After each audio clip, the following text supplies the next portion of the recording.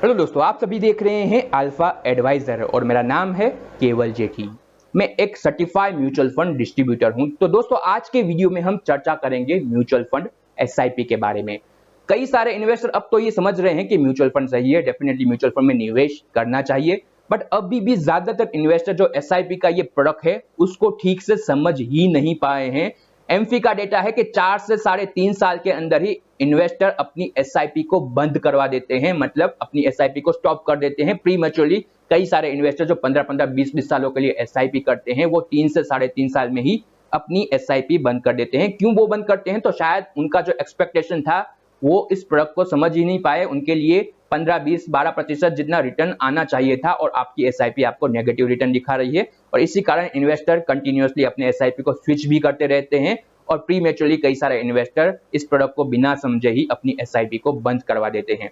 तो आज के वीडियो में एक कहानी के माध्यम से हम समझने की कोशिश करेंगे कि एसआईपी किस प्रकार काम करती है और क्यों आपको अपनी एसआईपी को स्टॉप नहीं करना चाहिए। इवन अगर आपको इनिशियली 3, 4, 5 साल में कोई बड़ा रिटर्न ना दिखे तो भी आप एसआईपी कंटिन्यू कीजिए। लंबे अवधि में आपकी एसआईपी आपको बहुत ही बेहतरीन रिटर्न बना के देगी। तो दोस्तों, आज के वीडियो में हम एक कहानी के बारे में बात करेंगे और ये कहानी है बाम्बू ट्री के बारे में। बाम्बू का जो पेड़ होता है उसका पहले आपको बीज लगाना होता है और अगर आप एक बाम्बू का बीज लगाते हैं और उसको पानी देते हैं, फर्टिलाइजर डालते हैं, तो धीरे धीरे आप देखेंगे पहले साल में एक छोटा सा सैपलिंग आपको दिखेगा और फिर भी आप उसको पानी देते रहते हैं, फर्टिलाइजर देते रहते हैं। दूसरे साल में भी फिर भी वो छोटा सैपलिंग ही रहेगा। आप उसको तीसरे साल भी पानी देते रहेंगे, फर्टिलाइजर देते रहेंगे, वो भी धीरे धीरे ही बढ़ेगा और आप वहां पे अपना पेशेंस गवाएंगे कि ये क्यों नहीं बढ़ रहा है। और जो व्यक्ति उस प्रोडक्ट को, उस पेड़ को समझ नहीं पाया कि इसकी ग्रोथ कैसे आती है, वो शायद उसको जमीन से निकाल के देखने की कोशिश करेगा कि क्या उसमें कुछ खराबी है। और अगर आप ऐसा करते हैं तो डेफिनेटली आपका जो सैपलिंग है वो वहां पे मर जाएगा। बट जो एक अनुभवी व्यक्ति है वो उसको कंटिन्यूअसली पानी देता रहेगा चौथे साल में और 5वें साल में आप देखेंगे कि वो छोटा सैपलिंग बढ़ के 90 फीट का एक बड़ा पेड़ बन गया है। तो बाम्बू का जो ये ट्री है वो हमें सिखाता है कि ये ग्रोथ कैसे आती है।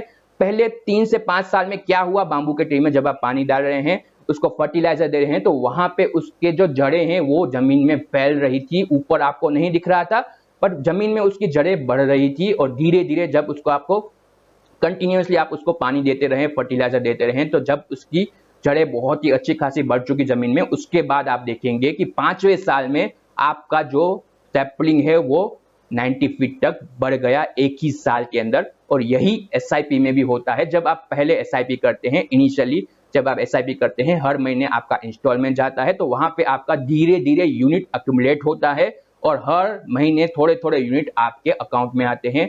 और उसके बाद आप कंटिन्यूअसली उसको सस्टेनेबली डिसिप्लिन वे पे अगर फॉलो करते हैं, 3, 4, 5 साल ऐसे आपका यूनिट का बहुत बड़ा एक बेस बनता है और उसके बाद एक साल में आप देखेंगे कि आपकी एसआईपी आपको बहुत ही बड़ा रिटर्न बना के देगी। बट अगर आप उसको 3, 4, 5 साल में ही रिटर्न न आने के कारण बंद कर दें तो वहां पे आपका वो रिटर्न नहीं आएगा जिसके लिए आपने अपनी एसआईपी स्टार्ट की थी। तो आप जब भी एसआईपी करें तो 3 रूल आप हमेशा याद रखिए कि पहले 3 साल जो आपके एसआईपी के हैं, 3 से 5 साल, वो आपके एक्युमुलेशन के हैं। आपको पहले 3 से 5 साल के लिए रिटर्न का कोई उम्मीद ही नहीं रखना है अपने एसआईपी से। 3 से 5 साल के लिए आप अपने एसआईपी को टाइम दीजिए, वहां पे आपका धीरे धीरे एक्युमुलेशन होगा, यूनिट कलेक्ट होंगे। उसके बाद के जो आपके 3 से 5 साल है वो आपके धीरे ग्रोथ के हैं और आने वाले 3 से 5 साल में भी बड़ी ग्रोथ आपको नहीं दिखेगी।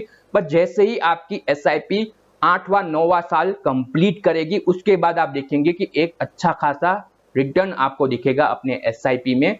और इसके साथ साथ आपको ये बात भी याद रखनी है कि एसआईपी मंथली इंस्टॉलमेंट जा रहा है, ना कि आपका पॉइंट टू पॉइंट रिटर्न है। कई सारे इन्वेस्टर जो एफडी से एसआईपी में आ रहे हैं वो एफडी के रिटर्न को एसआईपी के रिटर्न से कंपेयर करते हैं और ये एक गलत चीज है, क्योंकि एफडी का return point two point return होता है। आप एफडी करते हैं, 5 साल में आपको रिटर्न बनता है, जिसके सामने अगर आप एसआईपी करते हैं तो हर महीने आपका इंस्टॉलमेंट जा रहा है। तो मतलब जो आपका लास्ट इंस्टॉलमेंट गया है उसको 1 महीने भी नहीं हुए हैं, तो आपको वहां पे एफडी के साथ अपने एसआईपी को कंपेयर नहीं करना चाहिए। और अगर आपको कंपेयर भी करना है तो 10 साल की जो आपकी एसआईपी है उसको आपको 5 साल के अपने एफडी से कंपेयर करना चाहिए, तो ही वो एक सही कंपैरिजन होगा। इसके साथ साथ बिना गोल के एसआईपी नहीं करनी है, ये बात आप लिख के रखिए। अगर आपने अपने एसआईपी को गोल नहीं दिया है, रिटायरमेंट के लिए एसआईपी कर रहे हैं, कार लेने के लिए एसआईपी कर रहे हैं, बच्चों के एजुकेशन के लिए, बच्चों के मैरिज के लिए एसआईपी कर रहे हैं, तो ये एक गोल हुआ। उसको आप एक पेपर पे लिखिए कि ये मैंने एसआईपी की है, इसका ये गोल है, ये इसका टाइम फ्रेम है और इतना मुझे ग्रोथ चाहिए, इतना मेरा अमाउंट है। ये सारा आपको पेपर पे लिखना है, तभी आपके मन में जब भी एसआईपी बंद करने आप जाएंगे तब आपके मन में सवाल आएगा कि ये एसआईपी मैंने अपने बच्चों के एजुकेशन के लिए की है, तो मैं इसको बंद नहीं करता हूं। तो बिना गोल के एसआईपी नहीं करनी है, ये बात आप ध्यान में रखिएगा।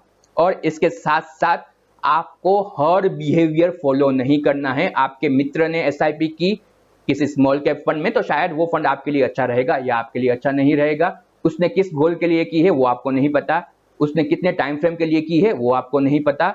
तो उसके गोल के हिसाब से आप अपने एसआईपी को अलाइन नहीं कर सकते हैं। अपने गोल के हिसाब से अपनी एसआईपी डिसाइड कीजिए और जरूरत पड़े तो एडवाइजर के साथ निवेश कीजिए। एडवाइजर आपको लंबे अवधि में सहायता करते हैं, आपको आपकी एसआईपी के साथ बने रहने में एडवाइजर सहायता करते हैं, तो एडवाइजर के साथ भी आप निवेश कर सकते हैं। और इसके साथ साथ कई सारे इन्वेस्टर परपेचुअल एसआईपी करते हैं, तो ये भी आपको नहीं करना चाहिए। परपेचुअल एसआईपी में आपने अपने एसआईपी को टाइम फ्रेम ही नहीं दिया है। परपेचुअल एसआईपी सबसे पहले बंद होती है, क्योंकि वहां पे आप जब भी पेपर स्टेटमेंट में देखते हैं तो आप देखते हैं कि ये तो लाइफ टाइम कटेगी। आप एसआईपी अपने लिए कर रहे हैं तो आप कभी ना कभी पैसे तो निकालेंगे, तो वहां पे आपको एक टाइम फ्रेम डिफाइन करना चाहिए। परपेचुअल एसआईपी मत कीजिए। 10 साल, 15 साल, 20 साल किसी भी टाइम फ्रेम के लिए एसआईपी कीजिए, परपेचुअल एसआईपी आप मत कीजिएगा। तो ये कुछ बातें हैं जिसको आपको ध्यान में रखना चाहिए।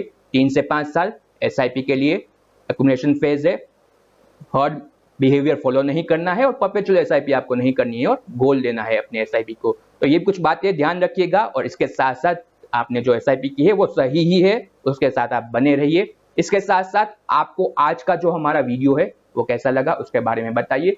आने वाले समय में किस प्रकार के वीडियो आप देखना चाहते हैं उसके बारे में भी आप हमें बताइए। और ये हमारा नया चैनल है, तो इसको ग्रो करने में आप सहायता कीजिए इस वीडियो को, और इस चैनल को आप मैक्सिमम लोगों तक शेयर कीजिए ताकि ज्यादा से ज्यादा इन्वेस्टर तक हम पहुंच सके और ज्यादा से ज्यादा इन्वेस्टर को हम सही जानकारी दे सके। धन्यवाद।